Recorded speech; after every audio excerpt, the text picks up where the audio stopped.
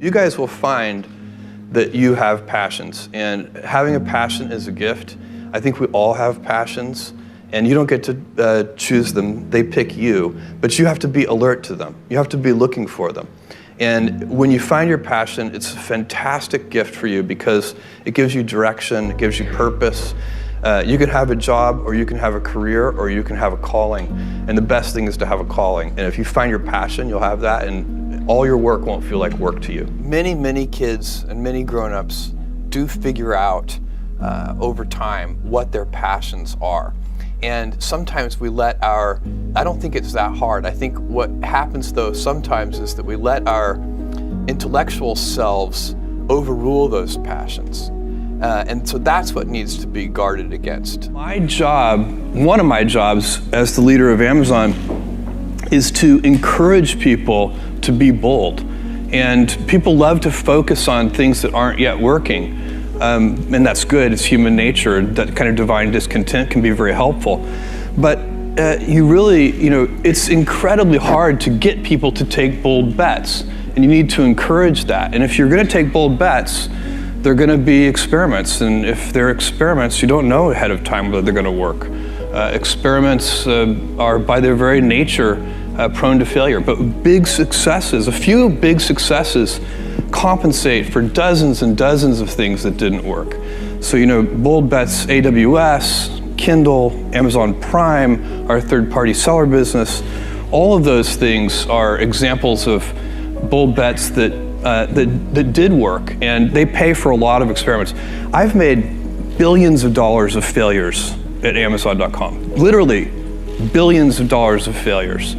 And you might remember Pets.com or Cosmo, or give myself a root canal with no anesthesia very easily.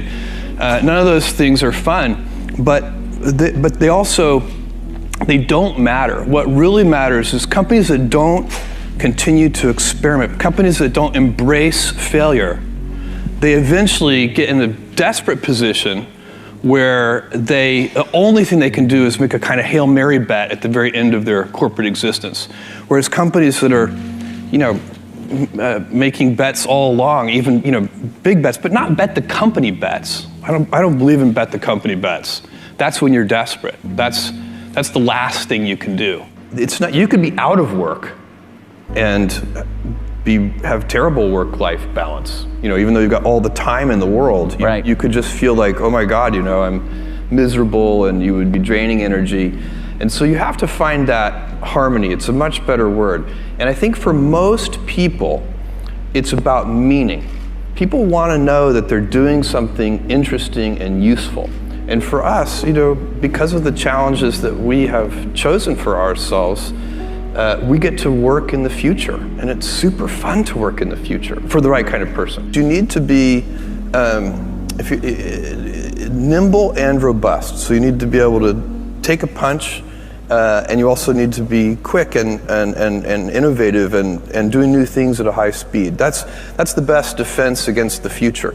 And you have to always be leaning into the future. If you're leaning away from the future is going to win every time. Never, ever, ever lean away from the future. We all have adversity in our lives. I doubt if you really, if you know somebody, any friend or anybody that you talk to, there's no lack of adversity. And by the way, that's good, because it's what teaches us how to get back up. You fall down, you get back up. It always happens.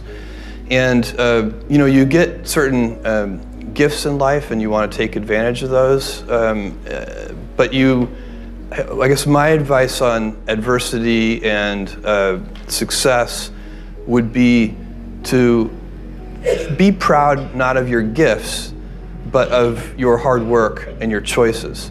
So you may be the kinds of gifts you get in life. You might be really good at math. It might be really easy for you. That's a kind of gift. But practicing that math and taking it to the next step, that could be very challenging and hard, and take a lot of sweat.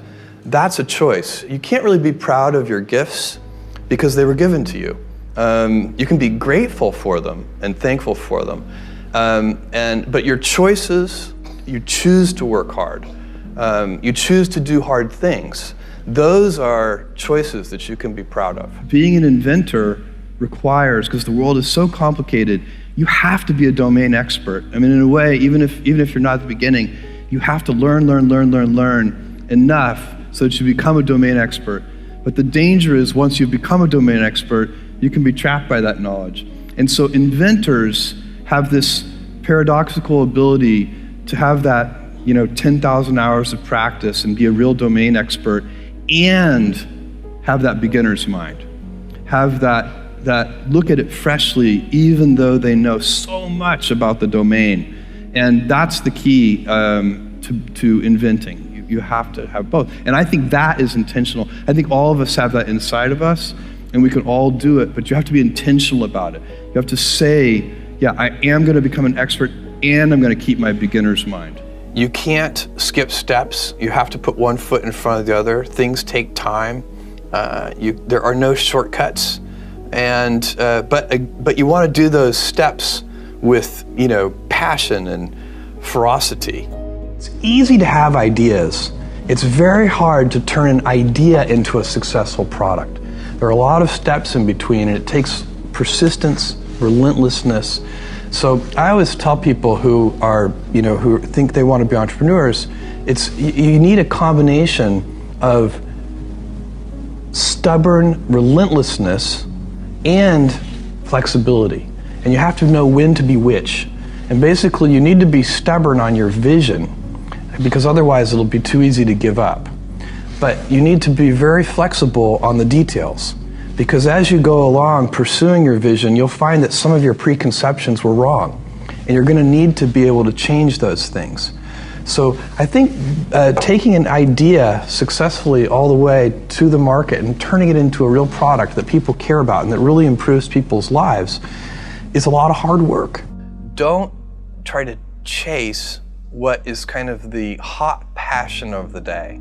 I think we actually saw this, I think you see it all over the place in many different contexts, but I think we saw it in the internet world quite a bit, where at the sort of peak of the sort of internet mania in say 1999, you found people who were very passionate about something. They kind of left that job and decided, I'm going to go do something in the internet, because it's it was almost like the the 1849 gold rush in a way. I mean, you find that people, if you go back and study the history of the 1849 gold rush, you find that at that time, everybody who was within shouting distance of California was, they might have been a doctor, but they quit being a doctor and they started panning for gold. And that almost never works.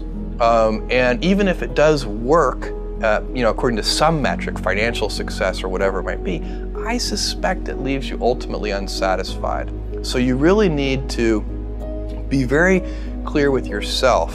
And I think one of the best ways to do that is this notion of projecting yourself forward to age 80, looking back on your life and trying to make sure you've minimized the number of regrets you have. That works for career decisions. It works for family decisions. Do you want? I have a 14-month-old son, and it's very easy for me to, if I think about myself when I'm 80, I know I want to watch that little guy grow up.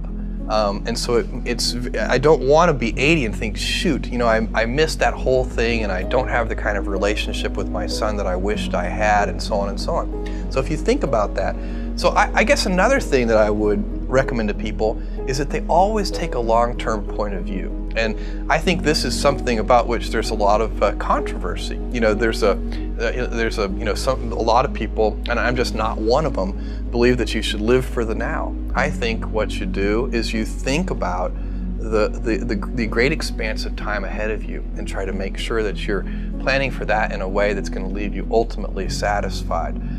So this is the way it works for me. And I mean, everybody needs to find that for themselves. So I think there are a lot of paths to satisfaction, and you need to find one that works for you.